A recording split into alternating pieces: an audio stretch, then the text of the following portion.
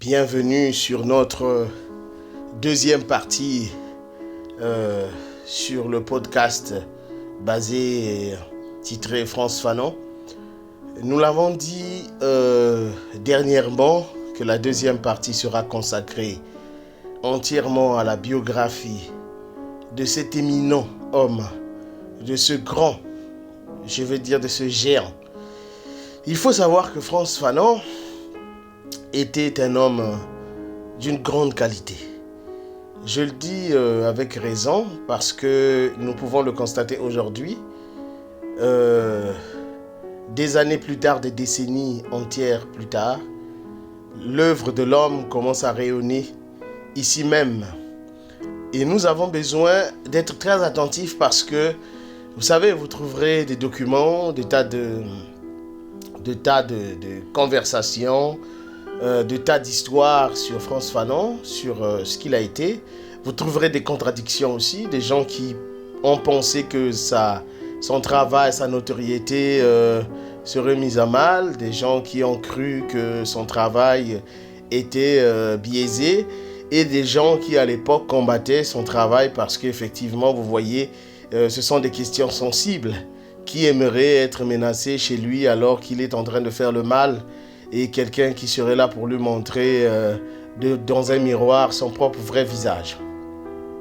Frantz Fanon est né en Martinique. C'est un homme, il naît dans une famille modeste. Vous savez, moi avec les dates, je n'aime pas trop parce que ça embrouille la perception, mais nous sommes obligés. Il est né en 1925, c'est-à-dire quelques années après la sortie de la Première Guerre mondiale. Nous sommes encore dans une ségrégation absolue dans certains lieux du monde. Il y a l'apartheid qui bat campagne, qui bat son plein en Afrique du Sud. Il faut bien montrer le contexte. Et il y a en Europe une reconstruction suite à la Première Guerre mondiale. Les États-Unis sont la plus grande puissance et une puissance en montée encore, en puissance. Et nous pouvons constater que donc les colonies africaines, les colonies, on va dire françaises, continuent à être des colonies et il y a toujours des gens qui subissent des sévices. Il y a toujours de l'esclavage parce que dans les colonies, il y avait toujours le système d'esclaves. Il y avait toujours des Noirs déportés d'une manière ou d'une autre, sous des formes différentes.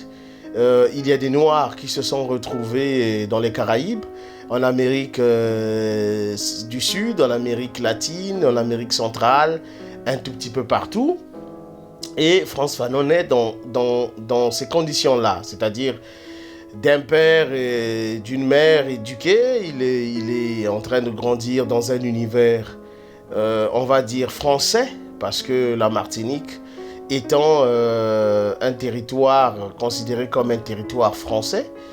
Et il y a donc cette éducation française où on exclut la question noire et beaucoup plus on s'intéresse à la question blanche. Le blanc, c'est l'homme supérieur. Le blanc, c'est celui qu'il faut imiter. Parce que déjà, on parle des évolués, des gens qui vont atteindre le niveau du blanc pour avoir les mêmes bénéfices que les blancs, vivre comme les blancs. Et donc, il grandit dans cette ambiance où la France est suprême. 17 ans, 18 ans, 19 ans, il s'engage dans l'armée française parce que, bien entendu, vous pouvez le deviner, quelques années plus tard, il va y avoir en 1939 le début de la Deuxième Guerre mondiale. Donc, il est vivant, il est dans cette ambiance, il faut défendre la patrie. Et lui, malgré qu'il fut élève d'Aimé Césaire, il ne voyait pas de pertinence, bien entendu, à mener un combat, à lutter contre sa propre nation. Il est né au sein de la nation française. Et donc, pour lui, c'était normal de s'engager dans l'armée. Il se retrouve en Algérie, il se retrouve un peu sur plusieurs fronts, en Afrique et ailleurs, où il découvre que finalement, il était noir. Parce que, vous savez, il vivait parmi les Noirs en Martinique. Ils avaient pour idéal l'homme blanc. Ils ne voyaient pas d'intérêt à chercher autre chose que devenir un homme à part entière, mais avec la blancheur de quelqu'un qui vivrait dans un monde nouveau, comme ça se disait à l'époque. Et donc, il découvre qu'il est noir, parce qu'effectivement, on le lui rappelle. Il comprend que la question noire est étrange parce que même au sein des bataillons, il se passe des choses. Les noirs sont mis en avant parfois, non pas pour des raisons qu'ils soient plus solides et plus robustes, mais pour des raisons où il serait mieux qu'ils meurent les premiers, et ainsi de suite. Il découvre plein de choses, et donc il y a une désillusion. Et c'est à partir de là qu'il comprend au plus profond de lui-même le terme aliénation, parce qu'il ne comprend pas comment des gens qui se croiraient intelligents, qui se croient avoir un cerveau humain, puissent avoir pour idéal le fait qu'il faut imiter ou ressembler aux blancs. Donc il faut même défendre le blanc. Et là, cette illusion, elle est extrême, parce que quand il rentre, il commence à s'intéresser à la question des colonies, à la question des Noirs, à l'esclavage, à la colonisation. Et là, il découvre des côtés très sombres de sa nation. Donc, il se voit de moins en moins français et de plus en plus africain, donc de plus en plus noir. Parce qu'il sait très bien qu'il revient d'Afrique par le biais de l'esclavage. Il serait arrivé en Martinique et voilà, il est né là. Des parents qui sont des arrière-fils des esclaves. Et il découvre un monde nouveau, un monde qu'il croyait connaître, mais qu'il découvre nouveau. Parce qu'à partir de ce moment, Frantz Fanon développe des thèses. D'ailleurs, sa première thèse de doctorat qu'il a voulu soutenir s'appelait Peau noire, masque blanc. Une thèse qui sera refusée, un titre qui sera refusé, qu'il va être obligé de changer sur un autre sujet, et qu'il va d'ailleurs soutenir en médecine, parce qu'il a poursuivi ses études de médecine. Il était très brillant, donc c'est un homme d'intelligence, comme nous l'avons dit. Il faut savoir que lorsqu'il écrit Peau noire, masque blanc, le livre, il avait 25 ans. Donc c'était un homme très engagé. Quand vous regardez le langage, la réflexion qu'il en fait de ce livre, ça vous étonne en fait. Il vous impressionne. Vous ne l'avez pas connu, mais vous sentez que cet homme avait quelque chose de gracieux. C'était un homme de grâce, un homme d'intelligence, mais venu d'ailleurs. Et donc, Frantz Fanon commence à partir de ces années-là, de ces moments où il découvre que la France a des colonies, que la France est un État colonisateur, que la France détient des esclaves, parce que avoir des colonies, c'est détenir des esclaves, c'est avoir des esclaves sur des territoires autres que la France. Et donc, il commence à mener une lutte, parce que cette lutte va changer la vie de beaucoup de gens. Si vous suivez son parcours dans les détails, vous allez voir qu'il se retrouve en Algérie, où il est dans un hôpital parce qu'il est médecin, on l'a envoyé en Algérie, et il fait de l'Algérie sa patrie. Il commence à mener un combat pour que l'Algérie se libère. Il commence à s'intéresser à des réunions panafricanistes. Il fait d'ailleurs en France, il coécrit avec certains un journal, le Tam Tam, donc un journal des étudiants noirs qui étudient en France. Et ils étaient là, ils publiaient des textes, des pensées, des tribunes, dans le but de pouvoir conscientiser les Africains. Il participe à la conférence de Accra. Il va connaître Kwame Nkrumah, il va collaborer avec celui que nous appelons Patrice Emery Lumumba, qui était un autre éveillé. Et il faut comprendre que quand vous regardez la psychologie de Patrice Emery Lumumba, vous regardez sa psychologie, vous voyez que leur parcours se ressemble beaucoup. Parce que les deux se voyaient des évolués, les deux se voyaient des gens qu'il fallait faire beaucoup de choses pour le blanc, pour l'homme blanc, pour la Belgique, pour la France. Et donc, il y a quelque chose de sacré dans son acte, dans ses actes et dans ses actions. Il n'est pas radical, il veut que l'être humain soit considéré de la même manière, avec toutes les peaux, jaune, rouge, bleu, peu importe.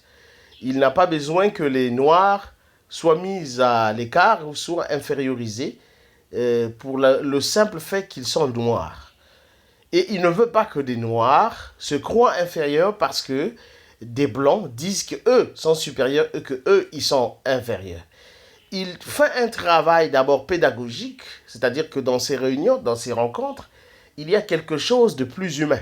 C'est toujours vers ce nouvel humanisme où il est réaliste aussi. C'est ce que nous verrons lorsqu'on va parler de son livre Les damnés de la terre. Il y a quelque chose de divin dans ses explications. Même quand il évoque la violence, il explique en fait que cette violence inéluctable est le fruit de ce qui avait déjà été fait, puisque par nature, un être humain ne peut pas libérer quelque chose qu'il détient en captivité. C'est quelque chose de très étrange, mais de très réaliste. Si vous allez dans une forêt faire une chasse, vous captez un animal, vous l'attrapez. Le moment que vous vous battez pour le maintenir avec vous, l'animal aussi se bat pour se libérer. Frénétiquement, il se bat pour se libérer. Et il arrive que l'animal se libère. Et quand il se libère, il ne se libère pas de façon gentille, il se libère de façon violente. Il vous vise une patte, il vous jette quelque chose, il vous bouscule. Et en vous bousculant, ça crée de la violence. Cette violence fait que la rupture est inévitable. Et donc, il explique, même dans les Damnés de la Terre, il commence par là. D'ailleurs, ses propos ont été traduits avec mépris, sans compréhension. Il faut souligner que l'introduction que nous fait Jean-Paul Sartre va dans un sens, peut-être pas dans un sens aussi absolu que le sens de Frantz Fanon lui-même, mais il essaie d'interpréter à sa façon, parce qu'il ne faut pas oublier qu'il a une vision aussi, Jean-Paul Sartre, et qu'il voit les choses d'une certaine manière. Mais cette vision qu'il va en faire aussi va peut-être l'attrister. Il faut savoir qu'il termine ce livre, Les Damnés de la Terre, quelques mois avant sa mort, et qu'il lit l'introduction de Jean-Paul Sartre quelques temps ou peut-être même quelques jours avant sa mort. Il n'en dit rien, d'après ce qu'on nous rapporte, il n'avait rien dit, il est resté silencieux alors que lui qui aimait tant expliquer les choses. C'est aussi une façon de dire c'est pas grave, l'idée est passée, même s'il a usé des mots plus violents que lui-même, l'idée est passée. Mais Frantz Fanon, il ne faut pas oublier que dans ses livres, comme Peau noire, masque blanc, il nous parle des Congos, des Africains qui sont sortis d'Afrique par l'esclavage et qui se sont retrouvés dans les Caraïbes, qui se sont retrouvés un peu partout en Europe et en Amérique. Et il est important de comprendre le pourquoi, parce qu'il parle des Congos, il parle du peuple, de ce peuple-là, en majorité, sorti de cette zone pour se retrouver en Afrique de l'Ouest, pour se retrouver dans les Caraïbes, pour se retrouver un peu partout. Et nous allons tout à l'heure donc faire une petite lecture de ce qu'on a appelé à l'époque, vous savez, il est très important de rappeler l'histoire. Et donc on va parler du Code noir. Pour comprendre la pensée de Frantz Fanon, liée aux damnés de la terre. Parce que si vous ne connaissez pas le Code noir, croyez-moi, une fois que vous allez prendre connaissance de ce Code noir, vous allez peut-être commencer à réfléchir sur votre niveau d'aliénation et peut-être vous allez vous dire, mais je ne le savais pas, parce qu'il y a une sorte de réveil qui se fait lorsqu'on comprend dans quel esprit on a écrit le Code noir. Il faut savoir que des prêtres catholiques, des missionnaires évangélistes et tous ces gens font partie, ont joué un rôle dans le Code noir. Et ils font partie de ceux qui ont divulgué le Code noir. Parce que vous allez voir dans le Code noir, il est écrit qu'il y a certains types de chrétiens qui vont divulguer, qui vont mettre en exergue ce Code noir. Et je vous signale que là, on parle des religieux, des gens qui nous parlent de Dieu. Mais c'est comme si Dieu avait une peau, avait une couleur. Et ça va expliquer le pourquoi Dieu est représenté par un blanc et Satan par le noir. On va comprendre toutes ces choses et après, nous allons revenir après la lecture. La traître négrière, pour, comme nous l'avons dit, introduire cette question du Code noir, il faut bien comprendre. Du 16e au 19e siècle, l'Europe a organisé le plus gigantesque commerce d'êtres humains qu'ait connu l'humanité, aussi appelé la traite négrière. En 1492, Christophe Colomb fait découvrir l'Amérique aux Européens qui voient s'ouvrir à eux un espace inédit. Les concurrents espagnols et portugais s'y installent. Et recherchant des hommes pour exploiter ces terres, ils imposent le travail forcé aux populations amérindiennes autochtones. Très vite, les Amérindiens vont mourir par centaines de milliers à cause des terribles conditions de travail, des brutalités des colons et des maladies inconnues qu'ils ont importées. En 1530, Charles Quint interdit l'esclavage des Indiens. En 1532, le pape reconnaît les Indiens comme humains. Une solution est alors trouvée parmi les plus indignes que l'humanité ait jamais mise en œuvre: réduire en esclavage les Africains et les déporter pour les vendre en Amérique. Je dis bien, le pape reconnaît les Indiens comme humains et à partir de là, il trouve une solution. C'est de réduire en esclavage les Africains. Et je donne donc quelques dates, parce que là, je vous donne un document de l'UNESCO qui atteste ces choses-là. En 1642, légalisation de l'esclavage des Africains. En 1685, le Code noir. Retenez bien la date, 1685, le Code noir. Nous sommes là donc la fin du XVIe siècle, début XVIIe siècle. En 1794, l'esclavage est aboli par la Convention. 1802, rétablissement de l'esclavage par Napoléon. Je dis bien Napoléon. En 1833, abolition de la traite en Angleterre. 1848, abolition définitive de la traite en France. 2002, vote en France de la loi Taubira, qui qualifie l'esclavage de crime contre l'humanité. Du nom de la députée de Guyane, Christiane Taubira. Bien. Alors, comment il justifie l'esclavage? C'est par la Bible. Donc, je répète bien, il justifie l'esclavage par la Bible. La Bible raconte que Noé avait 3 fils, Sem, Japheth et Cham. Un jour, Noé s'enivra et s'endormit nu. Cham entra dans sa tente et osa regarder son père, puis sortit le dire à ses frères, en se moquant. À son réveil, Noé fut pris d'une grande colère et il maudit les descendants de Cham, condamnés à l'esclavage. Cham avait un fils, Canaan. Les descendants de Canaan seraient les Africains.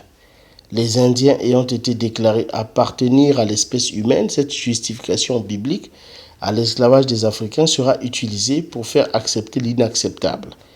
Dès 1525, commence le commerce d'êtres humains d'Afrique vers le Nouveau Monde.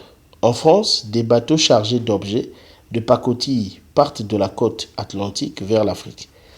Les objets seront échangés contre des esclaves, qui seront déportés et à leur tour vendus en Amérique. C'est-à-dire, des esclaves sont des humains, on les échange contre des objets. Du milieu du XVIIe siècle au milieu du XIXe siècle, 4220 expéditions négrières quitteront la France. Ça, c'est selon les chiffres connus, datés, écrits.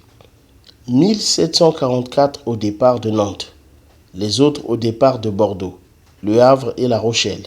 Cuivre, verroterie, armes, poudre et surtout des étoffes fabriquées spécialement servent de monnaie d'échange pour l'achat de prisonniers africains qui seront revendus comme esclaves 800 fois plus cher. Le circuit Europe-Afrique-Antilles dure environ 18 mois. Les bateaux partent pour l'Afrique chargés de marchandises qu'ils échangent contre des captifs noirs qui seront revendus dans les îles. Ces hommes sont considérés comme une marchandise à qui on donne le nom de bois d'ébène. Les bateaux embarquent des denrées tropicales pour les reporter et les revendre en Europe, etc. De 1715 à 1792, on estime à plus d'1 million le nombre d'esclaves importés dans les Antilles françaises. Les futurs esclaves sont des prisonniers condamnés par leurs congénères ou faits prisonniers lors de razzias.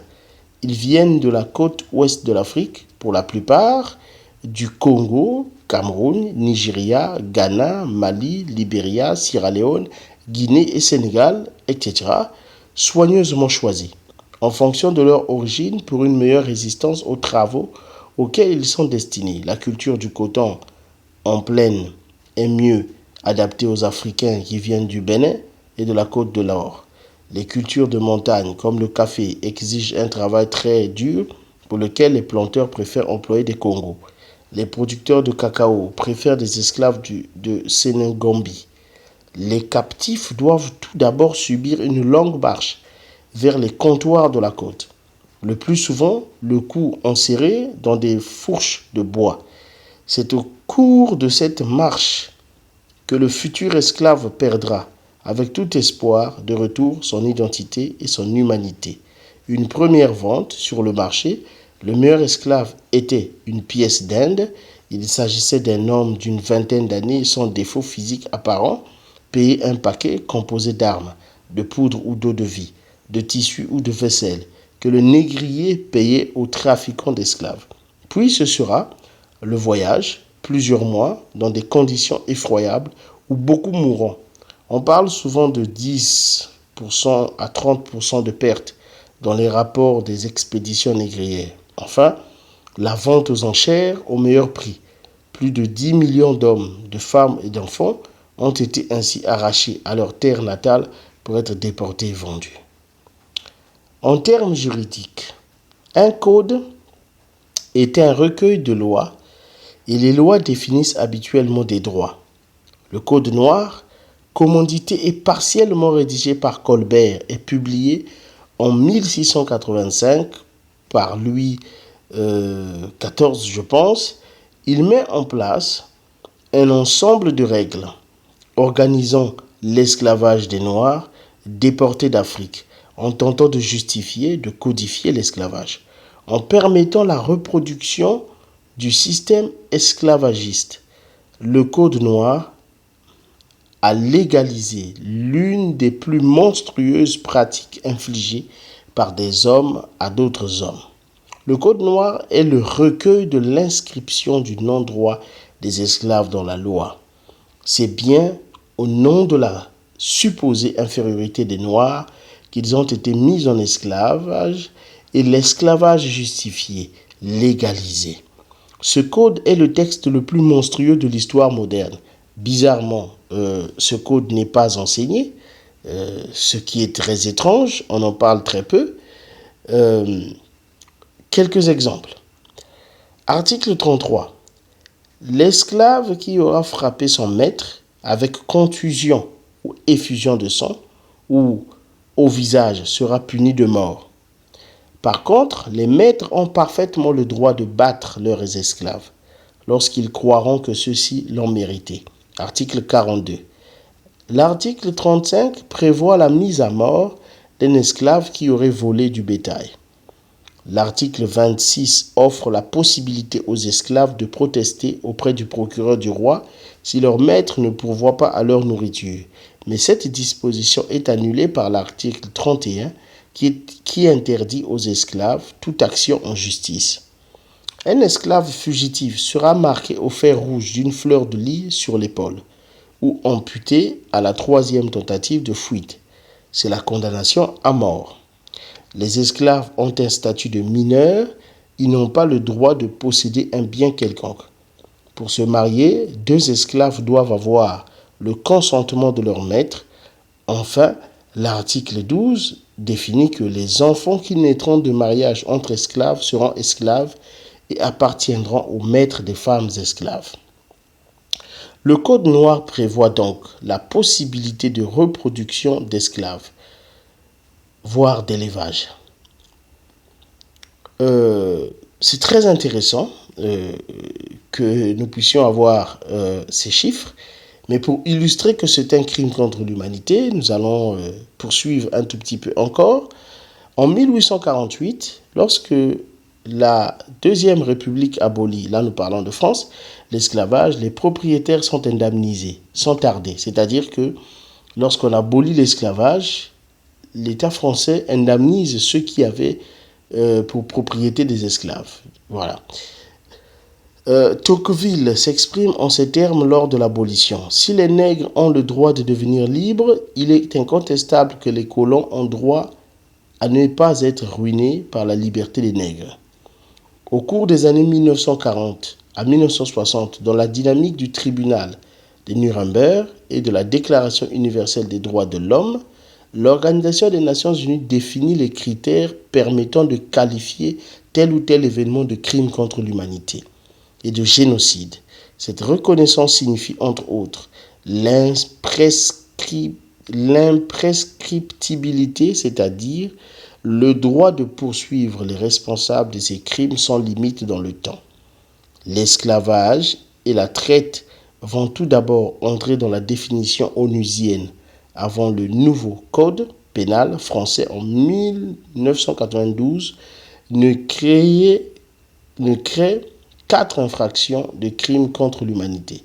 Est alors précisé dans la définition de ce crime la déportation, la réduction en esclavage, organisée en exécution d'un plan concerné à l'encontre d'un groupe de population civile.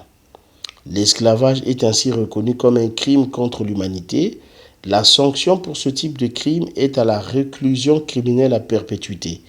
L'État français sera ainsi le premier à qualifier dans le droit l'esclavage et la traite de crimes contre l'humanité. Cette victoire ne fut néanmoins pas totale pour les défenseurs de la mémoire des esclaves qui avaient plaidé le devoir de réparation. En effet, la proposition de loi présentée par Christiane Taubira comportait dans son article 5 les mots préjudice et réparation. Ces deux termes, après de longs débats, ne figureront pas dans le texte de loi adopté à l'unanimité.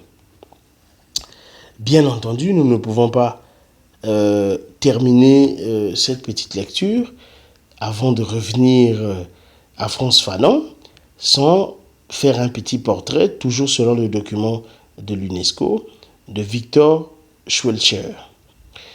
J'espère que je le prononce bien. Disons-nous et disons à nos enfants que tant qu'il restera un esclave sur la face de la terre, l'asservissement de cet homme est une injure faite à la race humaine tout entière. Victor Schœlcher. Homme politique français d'origine alsacienne, Victor Schœlcher est né à Paris le 22 juillet 1804 lors d'un voyage en Amérique. En 1830, il découvre la condition d'esclave aux États-Unis et aux Caraïbes. Il entreprend alors un long combat pour l'abolition, convaincu que les Noirs devaient devenir des citoyens à part entière. Le décret du 27 avril 1848 qui abolit l'esclavage et le code noir marque l'apogée de son combat. À partir de cette date, il continua sa vie politique comme député de la Martinique, puis comme sénateur, après avoir obtenu l'abolition de l'esclavage. Victor Schœlcher fut un grand militant contre la peine de mort. Il mourut en 1893 et ses cendres reposent aujourd'hui au Panthéon. Alors, nous venons donc de faire ces petits extraits en lecture parce qu'effectivement, il était important de comprendre le contexte parce que Frantz Fanon ne pouvait pas faire des déclarations, écrire de tels livres avec autant de pertinence et autant d'intelligence et autant d'accusations s'il ne connaissait pas ces réalités. Vous avez entendu, ce sont les mots des grands chercheurs, des grands hommes intelligents qui disent que c'est le trafic le plus odieux, le plus dérangeant, je le dis avec mes mots, je paraphrase, le plus abject que l'humanité n'ait jamais connu. Et nous allons voir tout à l'heure que Les Damnés de la Terre, ce livre écrit par Frantz Fanon, qui va obtenir, je le dis clairement, des critiques les plus absurdes, est en réalité moins violent. Ce livre qu'il écrit est moins violent que ce que les Noirs ont subi pendant 4 siècles, que ce que les Juifs ont subi pendant des siècles. C'est très important de comprendre. Et nous allons aujourd'hui, comme nous l'avons dit, vous montrer le portrait de l'homme qui se cache derrière ce travail bien fait de ces livres intéressants, de ses livres grandioses. Parce que si vous ne comprenez pas la psychologie du médecin qu'il est, parce qu'il a fait un travail didactique, psychologique, psychanalystique sur la question humaine. Il avait compris, Frantz Fanon, que la question des races était une aberration. Il n'y a pas plusieurs races, il n'y a qu'une seule race. C'est la race humaine, comme l'avait dit Victor Hugo, c'est le genre humain qui prime. Et nous faisons une courte pause et nous allons tout à l'heure poursuivre avec le portrait, comprendre son combat.